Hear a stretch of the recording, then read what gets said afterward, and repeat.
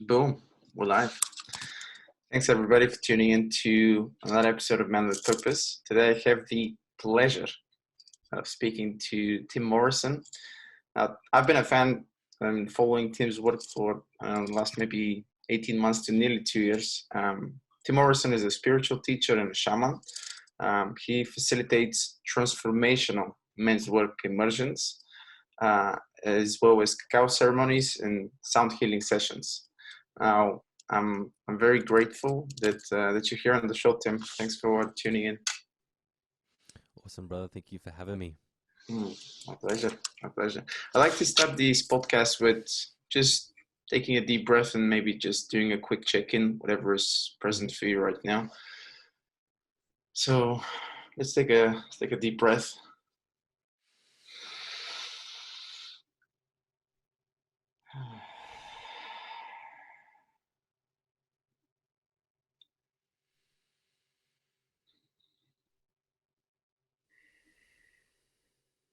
Yeah, whenever you're ready, feel free to share what's on your mind right now.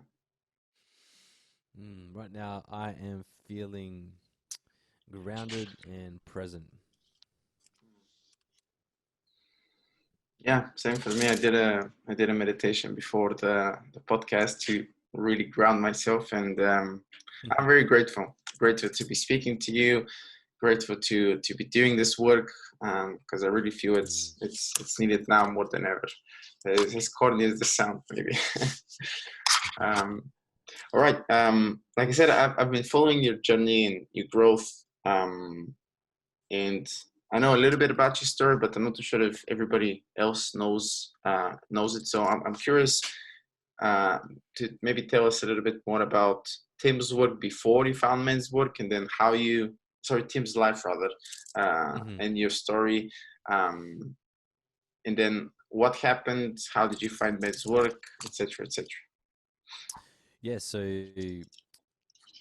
I was a personal trainer, strength and conditioning coach, and I fought in Muay Thai at quite a high level. I was a Australian champion for my weight division, and yeah, I was my thing, man. Training, fighting, and I was doing a bit of work on mindsets as well, managing the gyms out there, doing the nutrition programs, doing the mental health, and setting up events and stuff like that for them out there.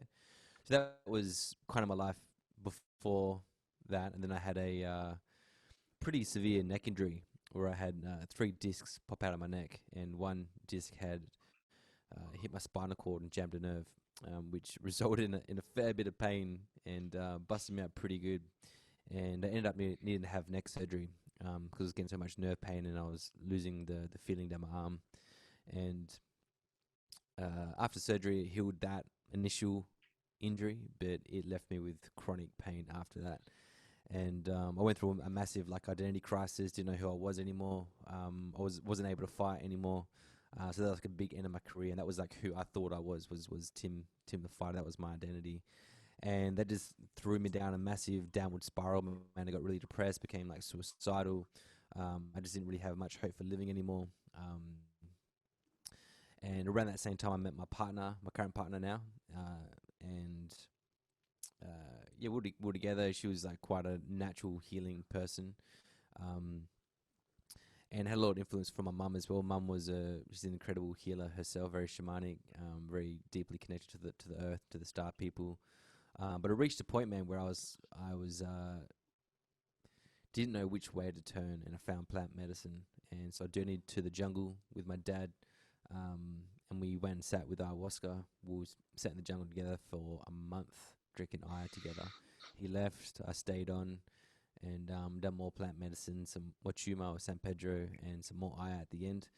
And yeah, man, that just blew me open. And when I came home, I experienced a very deep shamanic awakening, which lasted for about maybe 5 months, 6 months, where I was in and out of altered states of consciousness, like every day, seeing spirits, hearing voices, connecting to angels and to earth beings, and a lot of my gifts were really waking up during that time. And it was pretty. I thought I was going crazy during that process, and I was just grateful to have my mum who was able to kind of mentor me and guide me through that stuff. And she had gone through something similar around the same age as well, which I didn't know about until this had happened for myself. And yeah, man, I got to a point where I was like, I need to figure out what the fuck is going on with me. And I remember at one point I was like, just said to Spirit, if you teach me to get through what I'm going through, then I'll share this with the world. And then after that, it was just different teachers, different mentors, different courses, retreats, all that kind of stuff, man. It was really just um, really aligning me, man, and get me on path. And, you know, done a lot of work with plant medicine um, over the years, a lot of work with Kambo over the years, a lot of breath work, um, and I was working closely with a tantra teacher, and she was doing a lot of work with women, and the women in there. So I was, a lot of my clients were with women at the start, and then the women were like, "Oh, you know, like, have you ever thought about doing any men's work? Like, where's all the stuff for men?" And I was like, "Well, there wasn't really much in Perth where I am. There's a little bit, but it was very like feminized men's work. Didn't really have a deep masculine core. So I was like, wow, I'm going to create something that I never received and create something that's not there. And that's how it kind of really birthed, man. Create a course called Return of the King, which created like a initiatory process for men. And then that shifted and changed a bit. And then I created what I'm running now, which is called Invictus, which literally means unconquerable spirit. And it's about really helping men tap into that warrior, into the primal self, connect to the primal, connect to the divine, and develop resilience, develop strength, a lot of shadow work, embrace all those parts of themselves. We go into sexuality, we go into the purpose, we dive into everything. And it's a deeply transformative space from bringing a lot of challenges for men to overcome and to break through. And then, yeah, man, this year I ran my first women's Invictus, which is just absolutely powerful. So there was a lot of women that were hitting me up asking, when are you going to do a women's Invictus? And I was like, all right, well, let's give it a crack and we'll see how it goes. And it was so powerful because we had a room full of 40 women being supported by a group of men, and brought up a lot of healing on both sides. And for the women to be held in such vulnerable, raw spaces by men was just so powerful. But yeah, man, that's how kind of I went through it. During that time, working with a lot of plant medicine as well. That's when cacao came to me. She came into my body, and she said, like, now's your time to serve me to your community, and I'll guide you on how I want you to do that. And that was through breath, through meditation, Mm. through sound, and that's how that side was birthed through the guidance of her. Mm-hmm. Mm-hmm. Mm-hmm. Wow. Wow. You know, listening to your story, I can't remember whether Michael Gay is also a men's work facilitator who does a lot of work with sacred Yeah. sound. You guys maybe even know each other. Yeah, I know Michael. Yeah, he's good man. Yeah, helped me through a process. Yeah, got a lot of Mm, love for him. mm. And I was doing a little bit of work with him privately, and I think he said your biggest gift comes from your trauma or from your biggest wound or something like that. I don't want to butcher it, but something along those lines. So listening to your story, I can't help but think about that quote that he said, because had that never happened, were you very spiritual before the trauma and the injury happened, or um, Uh, yeah. I mean, when I look back on my life, like I was always connected. I was always really sensitive. Um, I used to see spirits and stuff when I was younger, and I would have some like um extraordinary experiences. But I kind of like squashed that down a bit. Didn't feel like it was normal kind of thing. And then, you know, even during like my fighting career as well, like I could, you know, I was like in touch with the universe and that kind of thing. Nowhere near as deep as what I work with it now, but it was still there and really heavily influenced through my mum as well. And mum was always bringing in like the psycho-emotional reasons for injuries and spiritual, emotional reasons for injuries mm, um, and yeah, so I had that there as well. We used to do like different kinds of rituals with mum as well when we were younger, too. So yeah, it was like that influence throughout the whole life, but it wasn't like I used to be like, "Mum, fuck off with your hippie shit." Like I just want to smash pads and do my thing. But Yeah, yeah, yeah, like typical masculinity. Yeah, I get it. I get it. yeah, yeah. Um, I've seen the trans. I mean, I haven't been to one of your events yet. I'd really very much like to join. But I've seen the transformation there, and I'm curious. At least from speaking with other practitioners who do men's work, there seems to be a lot of resistance for men to be able to show up and really step up in a space like that. Hmm. I'm curious to know what are your thoughts on that? Why do you think that is? I think there's a lot of stigma around it, but I'm curious to hear what you think.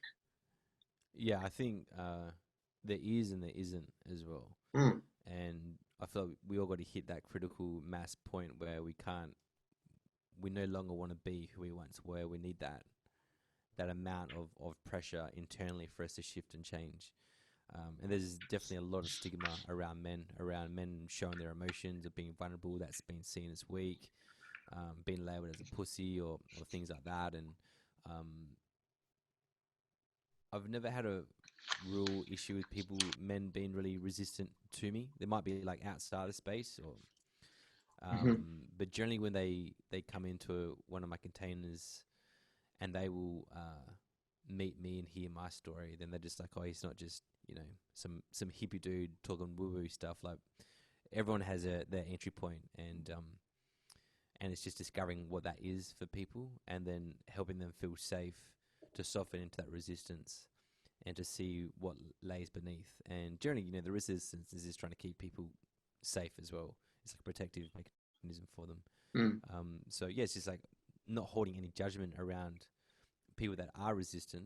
Um, it's just part of what we're doing.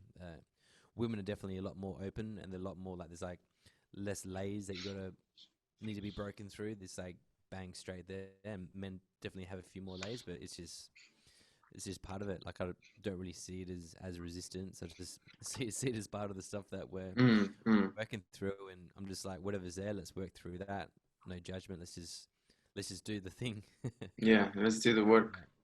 Yeah, yeah. Yeah, maybe you're right. Maybe it's a good way to look at that because yeah, I think we need to kind of at least the men I talk to, there is this need to kind of keep the armor on and not really show, like you said, a lot of emotion because there is a lot of stigma around that and the repercussions of you being vulnerable and what would that mean for you on an identity level. You get into this mind fuck sometimes and you just kind of Hmm. stay stiff. Um, and I'm trying to popularize men's work in a not so much in a commercial way, but in a way that wow, this is actually what we need. This is kind of a little bit of a bias that I see. I see everything through the lens of men's work. Like I look at some of these politicians right now that are ruling the world, and I'm thinking, man, I can't really say with honesty that I see someone that I really like because oh yeah, that man has actually done the work. I don't see any of Hmm. these embodiment leaders on a on a nation state, for example. And I don't know. I'm not sure if it's a right way of looking at it, maybe because I'm biased, but I really think that if they were to go through something like this, things would be very, very different, I think. Um, Yeah, for sure. I don't think it's always that simple for them as well. Like, um, I feel like everyone's on their own path, man, and I feel like some people in this lifetime, they're not here to evolve. They're here to create so much tension that it forces other people into that place of growth and evolution. And sometimes we see what we don't want to be in other people, which gives us that drive not to go down that same path. mm, And what we're seeing right now, like with a lot of politicians, people that are like, running the country, is a really unhealthy masculine, a really unhealthy, like the old paradigm. That's there about dominating, about control, about fear, about um, being overtly aggressive in the way that they do things, and it's just where it's at. And it's like, yeah, we can place that judgment, or if you done this, then you would be someone different. But then like when we do a lot of shadow work, it's like, all right, well, cool. Like the things that you're judging in these politicians, where in your life are you doing the same? Like, where are you deferring your power onto somebody else, or where are you not owning your own power, or where are you not owning your own authority in your life that you feel that that judgment is to be placed on somebody else? Mm. Because we never know what someone else has gone through. We never know what they've been through in their life or what's going to be happening for them. And I feel like the more that we judge where someone else is at, you're still adding to that collective almost hate onto Mm. a particular person or place. Mm-hmm. And you think about it, if anyone ever judges you or tells you to do something, especially as like a man that might not be open to work, the first thing you'll be saying is get fucked, get the fuck out of my face. And so when we come out with that kind of action, then like it's going to progress. Yeah. But if we come from a place of like, are you able to love and respect them for where they're at? What would Mm. happen from there? Yeah, I think you're absolutely right. Everybody is on their own journey, and maybe they're here again to serve a different purpose or to hold a mirror of what we shouldn't be. But judgment doesn't make things any better. Probably you're just projecting. Yeah, Um, yeah, yeah, there's a lot of wisdom in that. Easier said than done, but of course, like I said, everybody's on their own journey. I can't help but think that sometimes when I see men like that, especially in the US, there is this kind of lack of masculine role models, like mentors. And even yesterday, I started watching Dead Poet Society, that movie, and again, really seeing Robin Williams being kind of this kind of mentor and guiding the younger men. Whereas you don't see that much. I guess maybe it's through my own lens, or I haven't had a mentor, or I had, but maybe didn't live up to my expectations. Maybe can you talk a little bit about the role of having embodied masculine role models, especially for young men and for young boys? Well, I mean, this is one of the main issues that we face, that we don't have healthy masculine role models of what it means to be a man, and there's different ideologies of what men should be throughout time, and a lot of it is coming from an unhealthy place, like a wounded place of needing to be better than someone else, and we lack that healthy masculine mentorship, and so when we lack that, we as kids, we're learning to be who we are from, our caretakers, or from uncles, or from, maybe our friends' dads. And we may learn how to be someone, or how we're meant to be as a man, from them, right? So if we don't have healthy masculine role models, we're going to be learning the wrong side of how to be a man. And then we go, we also experience absent fathers, right, who might be there physically but emotionally absent, or might be physically absent as well. So then boys are learning how to be men from either movies or from other people, but sometimes men are learning how to be men, or boys are learning how to be men from their mothers, right? And when the mothers have a deep wounded masculine self, then they're going to be learning the wrong traits, or like, don't do this, otherwise you'll be like your dad, or you're just going to end up like your dad. Those kinds of things are like enforcing this wrong paradigm of what a man is to be, or that masculine energy that is within men. So a lot of this work that we're doing, and like, I've got a lot of love for the brothers out in Sacred Sons. That I was out there a couple of years back with them facilitating, and this is this big shift that you're seeing with this huge growth of men's work, is to create healthy role models, healthy masculine role models for the next generation to come through. So the way I see it is like, there are men out there that can be healthy masculine mentors, right? But the way I see it is like, if we can't find that, then what can we do ourselves to become our own mentor through that, right? Take what we need, or take what we can from each person to grow, and then let us be the shift and change that we didn't receive ourselves, and be the complete circuit breaker, rather than seeing like, oh shit, is a problem everywhere. How can we create a solution from here? So be more solution based rather than problem based. And then be right, if we are seeing that there is a lack of male mentorship, what can we create for the next generation? Would that look like doing our own deep work, and then setting up our own youth mentorship program for the younger generation to grow up into, and letting that be the circuit breaker? Wow, that's beautiful. That is so. That actually, it was answering my next question, which is what can we do for the future generations? But it's like we're doing it right now. Let's pay it forward. Let's do our own work and be able to lead by example. Exactly. Yeah, Hmm. and that's all we can do is to do our own work, and we all have our own ways of doing our work, and for some it will look one way, for others it will look a different way, and that's Hmm. all good. Like it's not like this is the cookie cutter for men's work and how it needs to look. It's doing what needs to do. Some men's work needs to go really deep into their own feminine wounds, have those cathartic releases, those deep emotional releases. Others is creating, and strengthening the masculine core, and doing more like meditation, and expanding the masculine container, so that they can hold more in that space too, right? Be really grounded, be really present. It's all part of it, right? It's like Hmm. not just addressing the emotional, it's addressing the mental, it's addressing the finances, it's addressing the physical, like your health, every single level, right? And when we do that ourselves, we are creating new possibilities and potential for everyone else to follow through. Hmm. Hmm. Wow. But then once we're grounded, then and you have the ability, and if it is your path, then create the youth mentorship programs too. Hmm. Hmm. And sometimes it's not as direct as that. Sometimes it's like an indirect mentorship where Hmm. Hmm. you're running your own business, and then you have other guys come in, or like I got a brother. He's an amazing man. He runs like a building company, and he has like young guys come through, and he's like not like technically coaching, but like being like a mentor through that, and they're receiving so much from that, because they're like, holy fuck, this guy's like this. This is how he's acting. This is how he's Yeah. behaving. Like this feels good to me. Hmm. So Hmm. it's things like that too.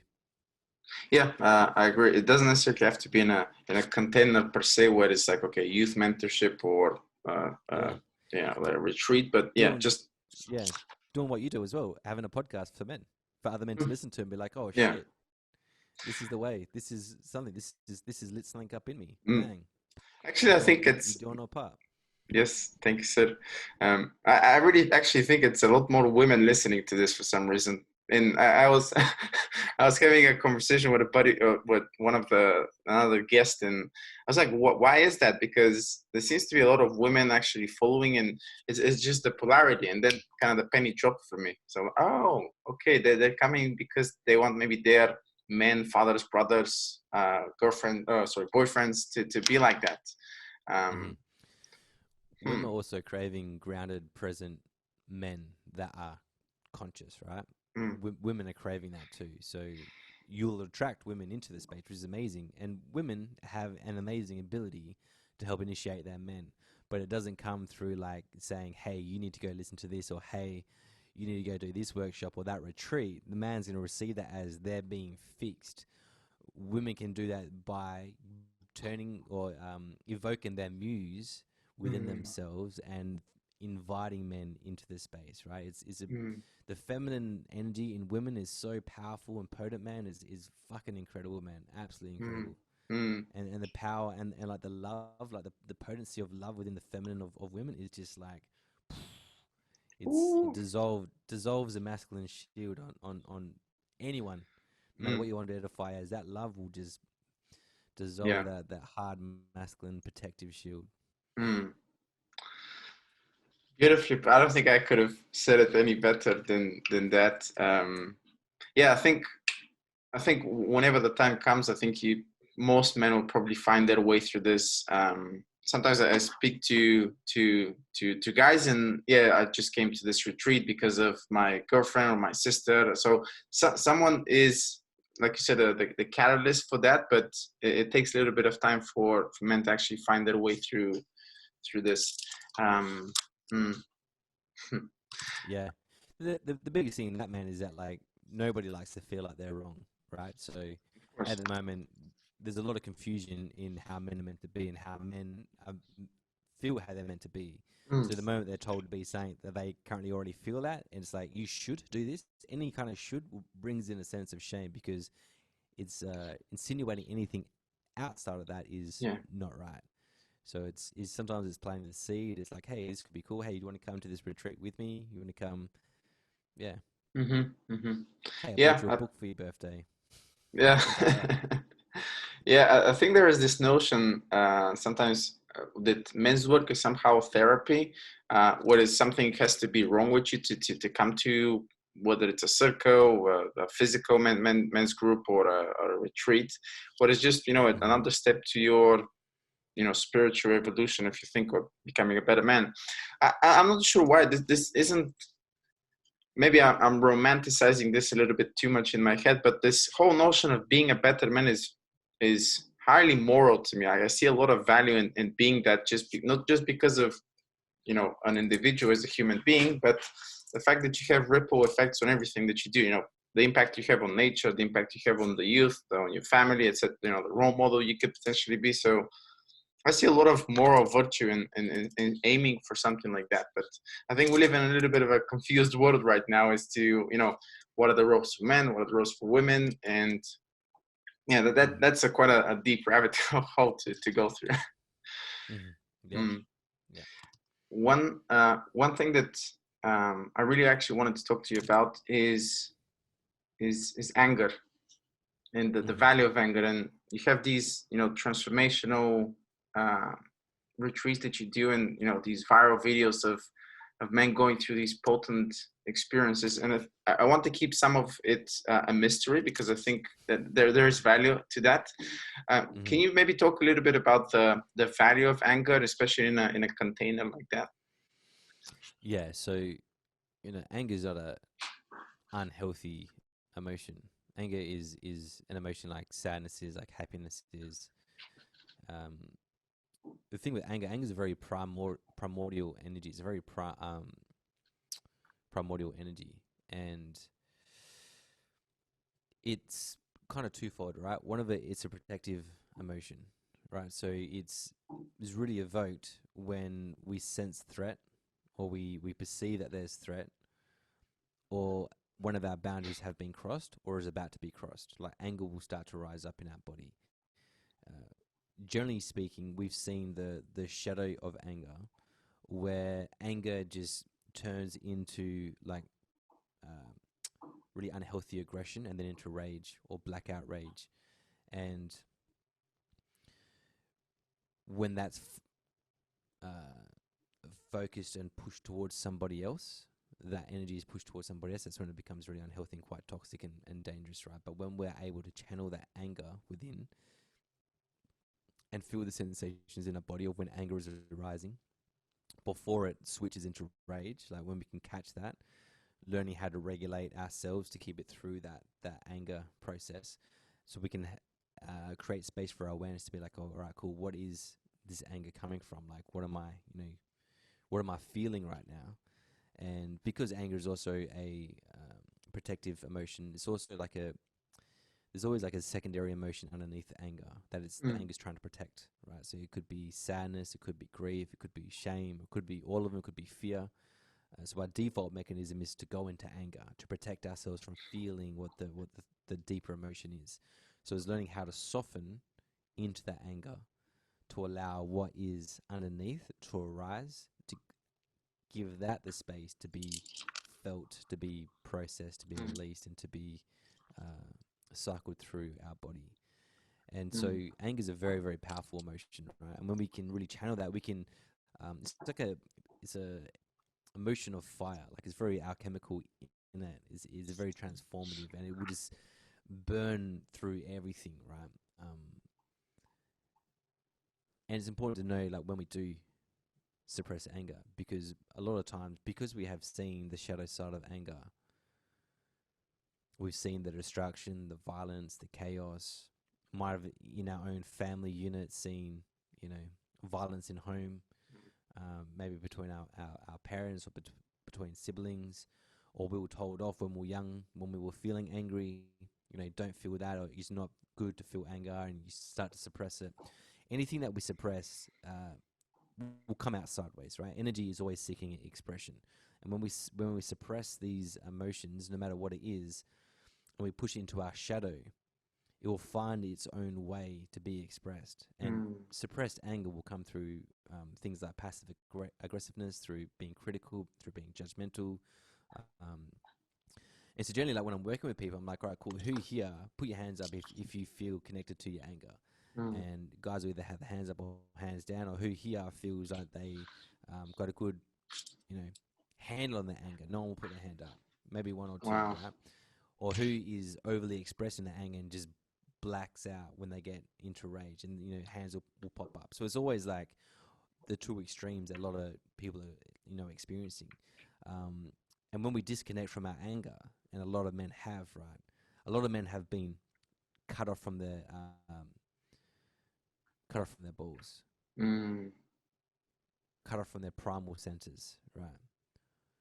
And so a lot of the work we do is these primal activations and getting men to reconnect to that, reconnect to their cocks, reconnect to their balls, reconnect to that primal center, and all those deep, seated, shadowy aspects that they have denied, rejected, or suppressed, or disowned about themselves, and allow them to really tap into that, because there's so much power and force and aliveness in those areas. And when we can learn to tap into that anger, we can learn how to set healthy boundaries. We can hold healthy boundaries. So for men that have been cut off from the balls and have aren't in touch with their anger, will become people pleasers, right? They're The unable to set nice healthy guys. boundaries. Yeah. The nice guys, they're unable to say no to things, right? They're always saying yes, because at a point in their life they learned that it was safer for them to make sure everyone else is okay than themselves. Mm. And then so we go through like teaching them how to set boundaries, how to set healthy boundaries, how to communicate a healthy boundary to someone, Mm. and what that can feel like for them. And it can be really fucking uncomfortable, right? And so it was like breaking through these patterns of what it's like. And so we'll go into these somatic anger release sessions, and just letting them all kind of go, right? And this is the thing that I try to get across to people. Like in men's work, there's a lot about getting guys primal screaming and doing all that, which is fucking awesome, right? To let go of that energy is really, really good. Mm. But if you're doing that without having any kind of cognitive understanding of what lays beneath the anger, or what caused you to have that level of anger within inside your body, then you're just wiping the cream off the top.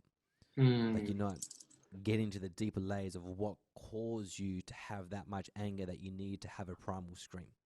Mm. So what is laying deeper underneath that? And this is the thing. So when we do these releases, there's always like what's underneath that. Allow that to come through. And there's always like tears. There's always sadness. There's always grief. There's fear that arises, and allow the body to process that through. And then once that's done, we always come into a like a completion cycle of getting them into a place of forgiveness, and allowing that to come back. And it's powerful, man. It's absolutely powerful. And I'll get all kinds of people that come into my space, like guys that are like super spiritual, that have been doing heaps of work, and I'll get guys that have never done any kind of work before. First timers come in. Some guys that feel like sometimes the shit's woo woo or whatever, but they're just still leaning in anyways. And they'll come in and they'll just be like, "Holy fuck! Like, what did I just experience?" And it just like breaks through any kind of limiting beliefs or any kind of like paradigm that they thought was possible. Mm. And then this deep healing and transformation is able to take place because they've been in these containers that show what is possible, and that it's safe, and that they're not going to die from being emotional. And so, like, before we get into any kind of anger, it's like I've got a really good touch in my emotions. I'm able to evoke my emotions quite easily. I'm a very emotional man, by the way, as well. So, but before we go into these expressions, especially these anger ones, I'll rage the fuck out, and I'll just go all out on whatever's there. And I'm sure you've probably seen some of the stuff on social media. Yeah. Just so they're like, all right, cool. That's my permission slip to go all out. Because sometimes, like, we're told as a child that we're too much, or that we're too loud, or we're too this or that.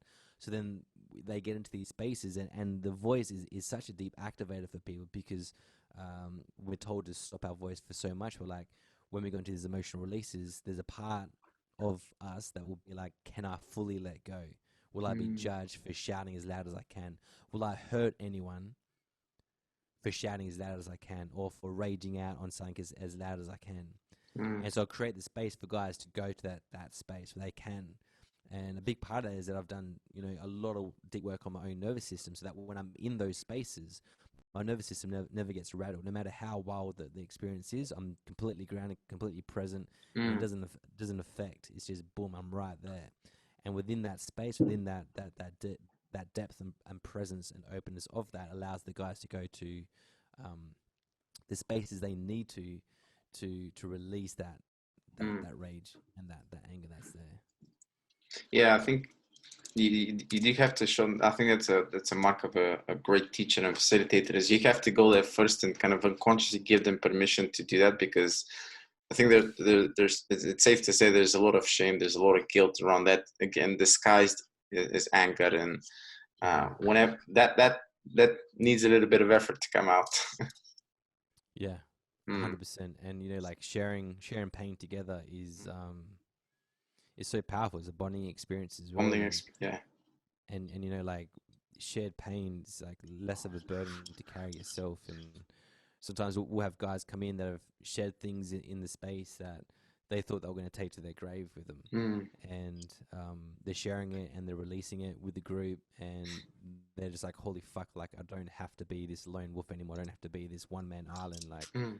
I can be held by my brothers. I can be loved by my brothers. I can be challenged by my brothers, and is so powerful, man, to be in those spaces. Mm. Um, and then it's integrating out, like when we do have these peak experiences, integrating that back into normality, back Mm. into the ordinary world. Like, how does that fit in? Yeah. So yeah, it's beautiful work, man. It's powerful. It's life changing. It's transformative. It's really cool. Hats off to you, my man. Seriously, for doing this work, and you know, for going through your own inner work, and going through these kind of crises, etc., etc. Um, that in and of itself, that the experience is like a rite of passage for most men, right? Maybe they don't necessarily understand what just happened, or it takes them a little bit of time to process. But um, I'm so glad that men like you are actually coming back, this normalizing this lost tradition of a rites of passage and initiation, if you will, because not Hmm. many men have had that. I think for women it's slightly different, but I don't think that they need as much of a push like this, because I think biologically they're just wired different way.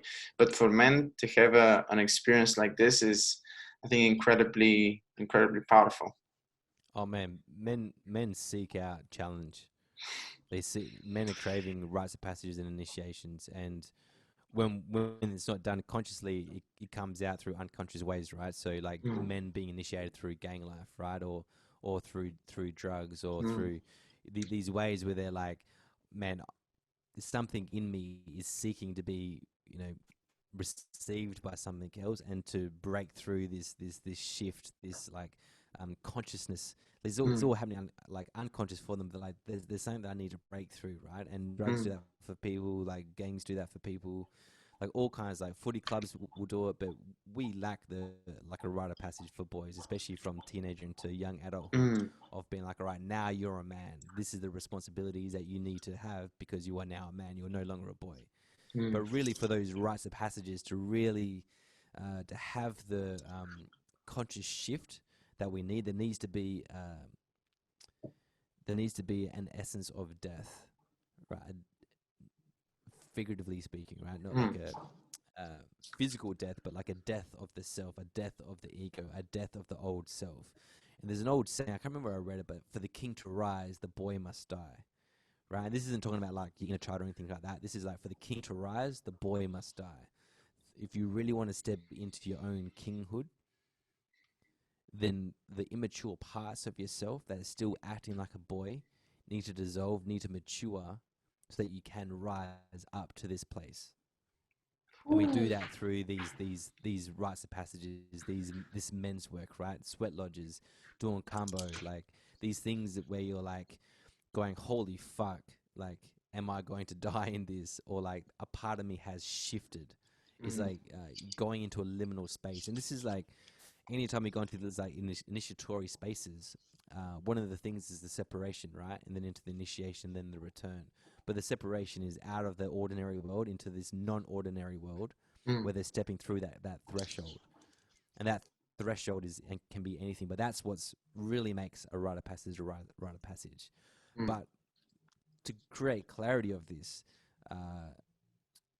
not all initiations are a rite of passage, but all Mm. rite of passages have an initiation, right? So a rite of passage is denoting that there's a shift from one part of your life to the next part of your life. Makes Mm. sense? So like Yeah. going from like Never thought about it into that way.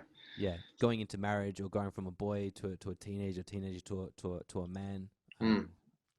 For women, you know, when they're girls, they're getting their first bleed. You know, that is a rite of passage.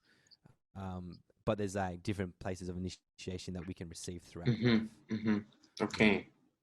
Thank you very much for making that distinction. I never really thought about it this way. Again, shows I'm still learning, but yeah, that's amazing. All right, so you kind of have this kind of masculine core martial arts background, and you're going through these you know uh, retreats, doing these immersions, and holding space in these containers for other men. But you also have this kind of also shamanic side, and I see the soul flights and the in the cacao ceremonies. Can you talk a little bit about that, because that's also another aspect of that you facilitate, and that you bring these gifts to the world. Mm. Yeah. Well, what do you want to know about the Yeah, shamanic? what is soul flight? Maybe for people that haven't heard anything about it. Okay. Yeah.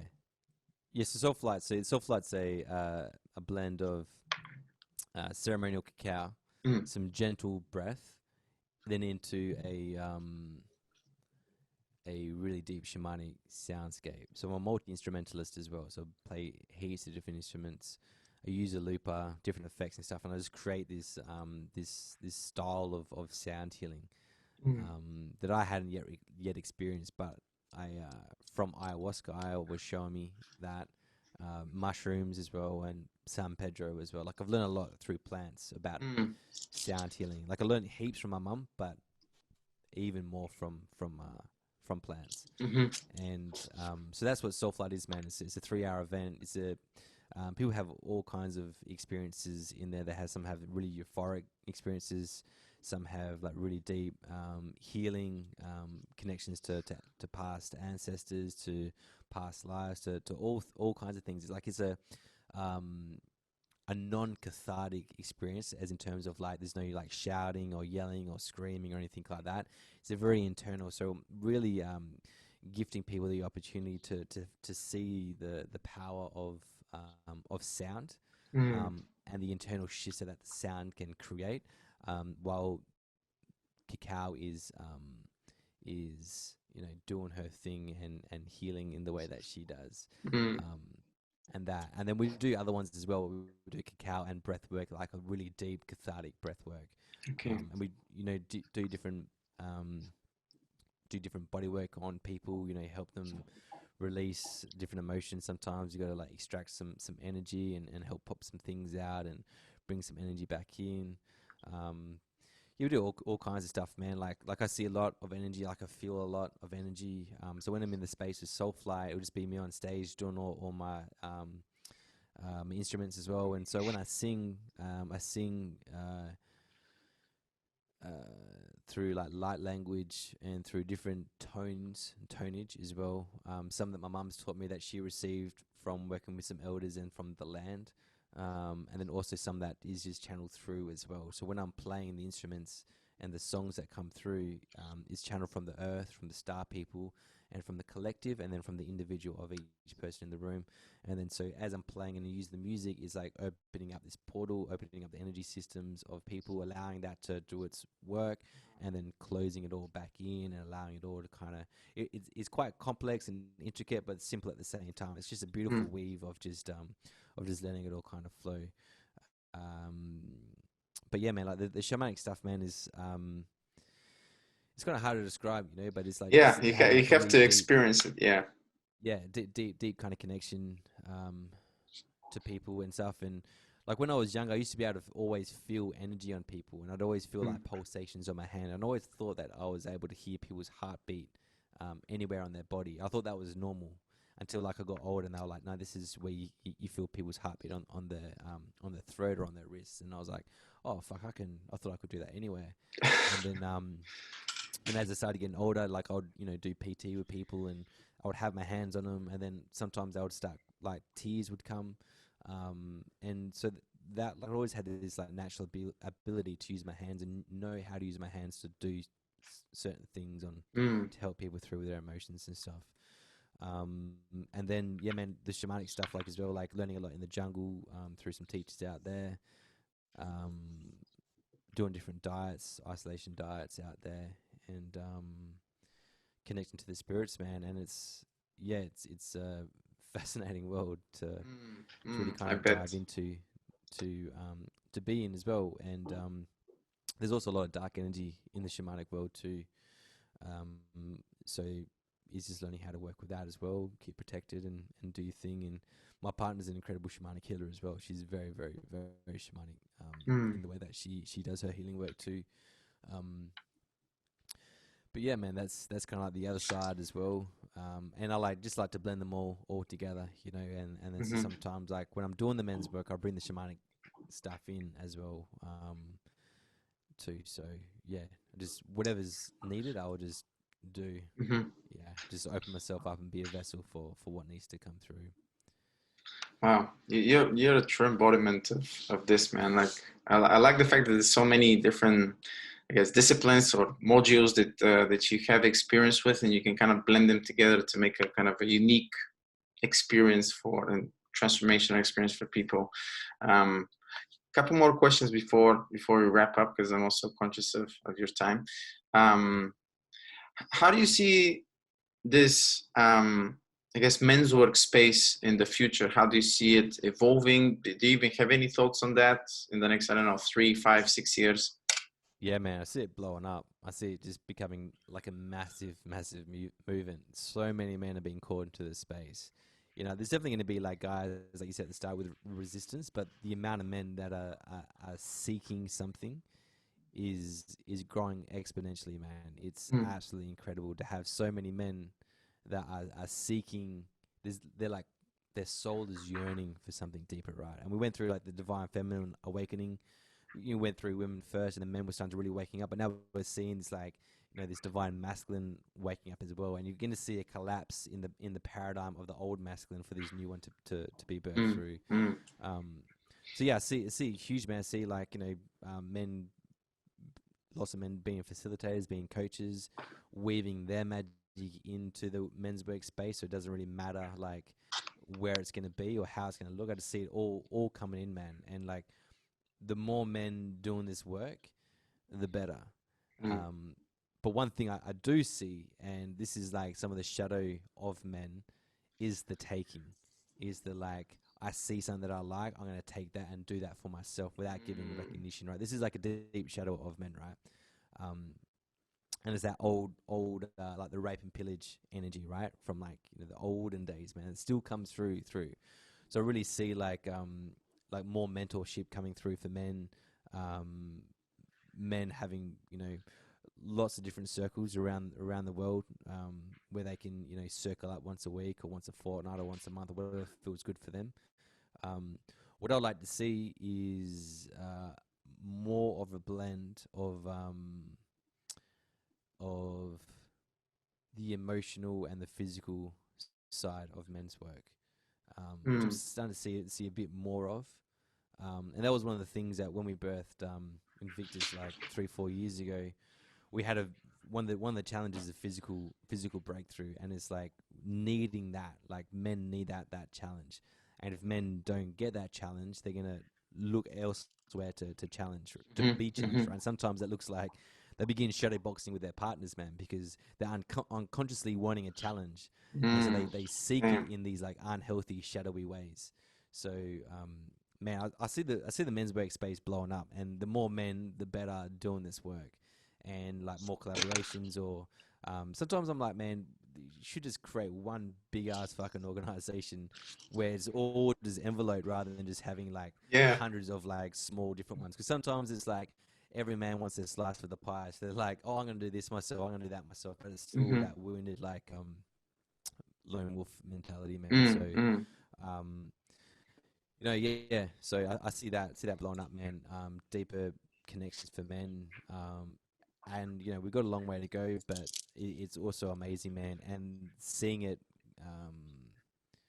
get into the mainstream as well, man. So that needed too. Like, there's every space is needed. There's men's work that needs to be done in like the really deep fucking trauma processing work, and then there's like men's work that needs to be done where there's like the breach between that and the mainstream world where guys are just like starting to dip their toes in. That needs to be done as well. So yeah, more embodied men. I see that happening, man. It's gonna be Mm-hmm. fucking awesome. It's gonna be incredible. Yeah. Listening to you makes me an optimist. Not that I'm not an optimist, but like makes me like, okay, good, good. Like we have other men with shared vision. Yeah. Yeah, I think I guess one of the dangers is maybe the watering down, and like you said, maybe men taking something and not necessarily giving credit. I think everybody's Mm-hmm. sitting on the shoulders of giants, as corny as this sounds, but be able to give credit and recognize another man or another woman, or that you've seen that. And also perhaps the notion that because this is maybe a trend, if you will, that it maybe gets a little bit watered down, the quality is not going to be there. So I think people are actually going to feel that whenever, oh, this person isn't quite embodied, or isn't hasn't been through all these, isn't really walking the walk, so to speak. So there needs to be a Yeah. bit of a fine balance there, I think. I think like with anything, man, there's the pendulum's gonna swing, right? Mm, It's gonna swing both ways, and there's gonna be and I see this with people that do men's work in Perth that haven't done much themselves, but want to be the ones leading, and then become self-proclaimed leaders, and then say it so much that other people think that they're leaders, but then you see them and then they're like not doing the things that they say they do yeah. in real life that they say they do on social media, man. The pendulum's going to swing both ways, man. And Mm, so many people are like, one, because so many people are waking up to their own bullshit, they're becoming so much more sensitive to other people, and they can feel when other people aren't um, embodied in what they do. And I think that's like in any profession, man. You'll get people that say the things, have all the flashy boxes and whatnot, but then and then sometimes that's waking people up as well. Like sometimes people need to be manipulated to find the mm. right things to do, man. Yeah. Sometimes that's part of their journey, so um, yeah, Hmm. yeah. I'm with you on this one. I'm with you on this one for sure. Okay. One last question. Um, Hmm. is there something that you wanted me to ask you that I didn't? No, no, Okay. nothing that's coming up. Anyways, yeah, Nice one. Nice one. yeah. Okay. Thank you, brother, man. If people want to know more about the experiences that you facilitate, they're vibing with your energy and your gifts, where can they kind of find a little bit more about you? They can check out my website, which is tim-morrison.com, or they can check me out on social media. Instagram, I'm most active on, which is just Tim Morrison 2 underscores, and a little bit on Facebook as well, just Tim Morrison again. But yeah, brother, that's the main thing, man. Most of my stuff's in person. I do run a few things online. I do some online coaching, and I'm gonna be having some more stuff launching soon. Um, but yeah, that's where they can find a brother. Mm. Okay. Okay. Thank you very much, sir. I appreciate your time. I appreciate the gifts and the energy and overall what you're doing. I think it's amazing. We need more of it. Okay, Big love, folks. thank you. Thanks for tuning in to another episode. I'll see you in the next one. Big love, brother, thank you. Yeah.